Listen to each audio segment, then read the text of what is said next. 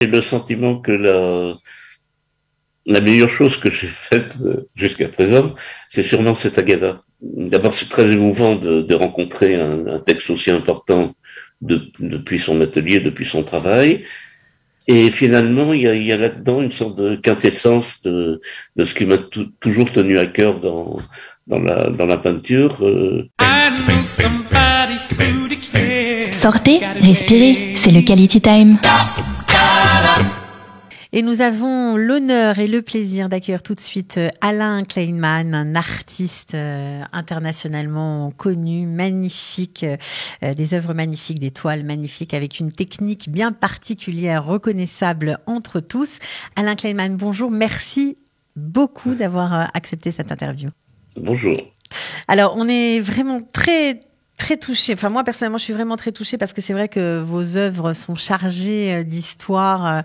On a beau être de n'importe quelle, on va dire, n'importe quelle origine, on ne peut être que touché. On a l'impression que c'est l'histoire du peuple juif dans son ensemble qui passe à travers vos œuvres. Je voudrais parler aujourd'hui plus particulièrement de la Haggadah de Pessah, parce qu'on est à la veille de Pessah. Vous en avez fait, vous avez toujours voulu en faire une, et vous en avez fait il y a 20 ans, une très belle, mais vous avez voulu faire quelque chose d'accessible à tous, au niveau du prix notamment. Pourquoi ? Alors, j'avais effectivement, il y a plus de 20 ans, fait une Haggadah pour le Rav Eman, le Rosh Yeshiva d'Épinay, mais elle permettait aussi une entrée au gala de la yeshiva, et donc c'était assez cher, c'était je crois 600 euros. Et depuis ce moment-là, je rêvais de faire une Haggadah qui soit très accessible, que chacun puisse avoir sur la table du Seder. Et par ailleurs, cette première Haggadah était assez peu illustrée. Et depuis ce moment, j'avais le sentiment de souhaiter réaliser quelque chose de beaucoup plus compliqué au niveau des images. Et donc, les 3 dernières années, j'ai spécifiquement travaillé sur la Haggadah qui est sortie maintenant. Et effectivement, elle est très illustrée, c'est-à-dire que en gros, il y a une page de texte pour une page de choses visuelles. Elle est très illustrée, voilà. Elle est vraiment magnifique. D'ailleurs, on se demande si vous avez travaillé un peu différemment. Est-ce que vous avez changé de technique ou est-ce que vous avez souhaité rester vraiment dans ce qui fait votre spécificité, dans votre façon de peindre. C'est vraiment elle est très touchante, quoi. Elle est vraiment très très belle. On va voir quelques Merci images. Beaucoup. Non, justement, je souhaitais absolument ne pas trahir ce qui m'intéresse en peinture, être exactement dans le souhait de faire au mieux de ce que je pouvais faire dans mon langage naturel de peintre. C'est-à-dire que il y a des années, je travaillais en illustration quand j'avais une vingtaine d'années pour Le Monde diplomatique, un peu de presse et tout. Et à la fois, c'était très amusant, mais là, je pouvais pas être dans dans la profondeur de ma peinture. Il fallait m'adapter au style illustratif et choses comme ça. Et j'ai assez vite choisi à l'époque d'arrêter, parce que le souhait d'un peintre, pas seulement moi, mais j'imagine mes confrères, c'est d'essayer d'aller aussi loin qu'ils le peuvent dans leur propre langage. Alors, donc voilà, cette Haggadah, j'espère, reste proche de ma peinture naturelle. Il y a une espèce d'harmonie de couleurs comme ça, mais c'est comme s'il y avait de l'or dans vos toiles. Il y a une espèce de lumière qui ressort, notamment il y a de très très belles illustrations. Je pense à celle du temple ou à celle de la coupe de vin. Enfin, il y a beaucoup de choses. Est-ce que c'était sciemment? J'imagine que oui, mais pourquoi cette couleur dorée qui ressort comme ça? Alors en fait, depuis assez longtemps, j'ai un travail s'il fallait le caractériser, disons qu'il est autour de l'idée de mémoire. Donc les teintes sont proches des vieilles photos sépia, des couleurs or, pain d'épices, et en fait les couleurs du temps, ou les couleurs que prennent toutes les autres couleurs quand quand on les voit apparaître dans un vieux grenier, ou quand elles passent par le temps, et donc ça sont des teintes naturelles. Vous avez raison pour le côté or, c'est-à-dire moi j'ai toujours été très fasciné par une toile en particulier dans l'histoire de la peinture, qui est le fameux homme au casque d'or de Rembrandt. Donc il se trouve qu'en peinture à l'huile, la couleur or n'existe pas. Exact. Et en fait, par des harmonies de brun, de jaune, de blanc, il est arrivé au XVIIe siècle donc à créer une impression de casque d'or plus dorée que ne le serait une peinture dorée. Et donc en fait, en manipulant ces teintes de brun, d'ocre, des choses comme ça, on arrive à quelque chose qui est de l'ordre du doré, mais c'est un sentiment, c'est-à-dire c'est beaucoup plus fin que la couleur or qui, à vrai dire, peut quelquefois être même un peu vulgaire. Enfin, elle est clinquante, alors que en l'approchant par les bruns, on arrive à un sentiment, si on peut dire, de doré. Alors, la Agada, on voit quelques images et vraiment très réussies. Le prix est tout à fait abordable et ça, bravo et merci pour nous. 26 € la Agada. Et ce qui est assez incroyable, c'est que vous avez tenu, au-delà du travail visuel, que la traduction, vous avez porté un soin important à la traduction et aussi bien à ceux qui étaient ashkénazes ou séfarades, que tout le monde puisse se retrouver dans cette Agada. Pourquoi ? Alors, j'ai eu l'occasion, comme beaucoup d'entre nous, j'imagine, d'assister à des sédarim où chacun avait une Agada différente, et on comprenait jamais pourquoi l'un avait tel séder, tel ordre dans les textes, un autre ordre, etc., etc. Et chacun évidemment défendait sa propre Agada, et personne ne comprenait réellement quelles étaient les identités de ces ordres-là. En fait, c'est assez simple, c'est-à-dire que grosso modo, il y a un rite farad, un rite ashkénaze. Il y a des moments où les deux sont identiques, d'autres moments où ils diffèrent. Donc, je voulais au moins que tout ça soit clair.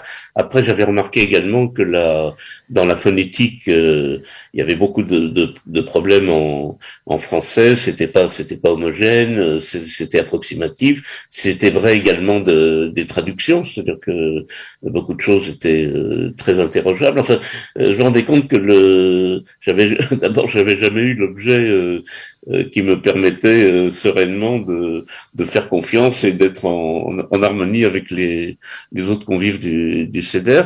Donc, j'ai d'abord voulu essayer avec un ami d'ailleurs de réguler un peu tout ça. Et puis après, évidemment, il y a le travail spécifique d'illustration. Enfin, je sais pas si on peut appeler ça illustration d'ailleurs. Mais enfin, je voulais mise que en image, on va dire. Enfin, en tout cas, c'est tellement beau. Ouais, c'est vrai que l'illustration, c'est pas tout à fait adapté. Oui, c'est-à-dire que je l'ai fait vraiment comme je fais ma peinture. Voilà, je voulais illustrer ça. L'Agada, c'est impossible. C'est-à-dire que comme tous nos textes, c'est un texte très profond, qui pose beaucoup de questions, d'interrogations, qui a besoin de beaucoup de références. Donc, il s'agit pas de dire, moi, avec un petit dessin, je vais simplifier la compréhension ou m'y substituer. Par contre, je trouvais que l'idée d'un vrai accompagnement de ce texte et d'images valait sûrement les quelques années que j'ai mises là-dedans. Bien sûr, vous avez passé énormément de temps. Vous avez aussi intégré, ça c'est assez intéressant, des toiles qui n'étaient pas faites spécifiquement pour la Haggadah. Vous les avez mises aussi, certaines, hein, pas toutes évidemment, à l'intérieur. Oui, c'est-à-dire que j'ai un certain nombre de toiles que j'avais faites par ailleurs dans mon propre chemin d'atelier, je dirais, me semblait compatible et éclairer quelque chose de parallèle au texte ou enfin, aller assez naturellement avec le texte. Donc effectivement, j'ai pas hésité à ramener ça. Et il y a des toiles évidemment spécifiquement sur des passages de la Haggadah. J'ai repris des illustrations que j'ai faites pour la Haggadah de la Yeshiva d'Épinay. Voilà, donc ça a été une maturation assez lente, mais vous êtes heureux de l'avoir fait? Très. C'est très curieux parce que j'ai la chance d'avoir eu beaucoup d'ouvrages ou de catalogues sur mon travail. Il y en a peut-être une quarantaine. Donc ça, c'est spécifiquement sur ma peinture. Et bizarrement, j'ai le sentiment que la meilleure chose que j'ai faite jusqu'à présent, c'est sûrement cette Haggadah. C'est-à-dire que d'abord, c'est très émouvant de rencontrer un texte aussi important depuis son atelier, depuis son travail. Et finalement, il y a là-dedans une sorte de quintessence de ce qui m'a toujours tenu à cœur dans la peinture. Oui, j'ai l'immodestie d'avoir été très très heureux de faire ce travail. C'est l'histoire, la mise en valeur de notre histoire et aussi la transmission, parce que c'est la fête de la transmission. C'est ça qui vous touche aussi? Oui, justement, mon travail depuis longtemps, disons, tourne autour de l'idée de mémoire, de souvenir, de transmission, et la rencontre avec le texte de la Haggadah était vraiment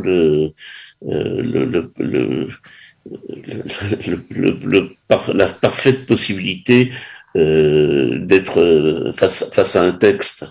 Donc ça m'a semblé assez logique, assez naturel, et j'ai jamais eu ce sentiment spécifique face à d'autres textes. Bon, alors juste pour terminer, Alain Kleinman, rappelez à ceux qui vous suivent et qui adorent voilà votre travail, qui vous connaissent depuis longtemps, leur expliquer qu'il y a un ouvrage qui va sortir aux éditions David Reynark de l'historienne Brigitte Haus, et qui est une espèce de compilation de votre travail. Alors ça aussi c'est important, c'est votre actualité. C'était une surprise pour vous, ça vous fait chaud au cœur de voir que cet ouvrage finalement va sortir? Alors, c'est pas une surprise parce que... Ouais, vous avez travaillé ensemble, mais enfin... Voilà, elle a consulté mes archives, toutes sortes de choses pendant des décennies, avec un courage que moi-même j'aurais jamais eu, évidemment.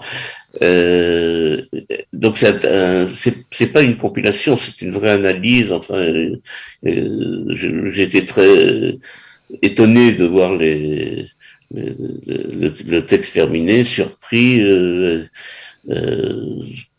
Elle semble en savoir plus que moi sur mon propre travail, et donc elle vient enfin de mettre un point final à ses recherches, et David Reynark donc va publier l'ouvrage avec un apport d'un certain nombre d'amis, philosophes, psychanalystes. Tout ça est repris par Chibolette et Michel Gad-Volkovitch qui dirige tout ça, avec toute une équipe encore une fois en gros de psychanalystes, de philosophes, de penseurs juifs contemporains, et donc ça va compléter un peu le texte analytique de Brigitte Haus. Alors, on comprend que pour commencer, pourquoi pas, puisque les fêtes de Pessah approchent, eh bien on peut se procurer la Haggadah illustrée, en tout cas avec des toiles d'Alain Kleinman que vous avez entièrement dirigée, voilà. Et puis, si on veut en savoir éminemment plus sur votre travail, pourquoi pas se plonger dans ce livre de l'historienne Brigitte Haus. En tout cas, on vous remercie vraiment d'avoir été avec nous aujourd'hui. On vous souhaite une excellente fête de Pessah et on espère que votre Haggadah sera sur de nombreuses tables cette année. Merci beaucoup à vous et à tous les auditeurs. Pessah Kasher V'Sameach, et bonne chance pour tout. Voilà, vous aussi. Merci. Pessah Kasher V'Sameach, à très bientôt. À bientôt. Sortez, respirez, c'est le Quality Time.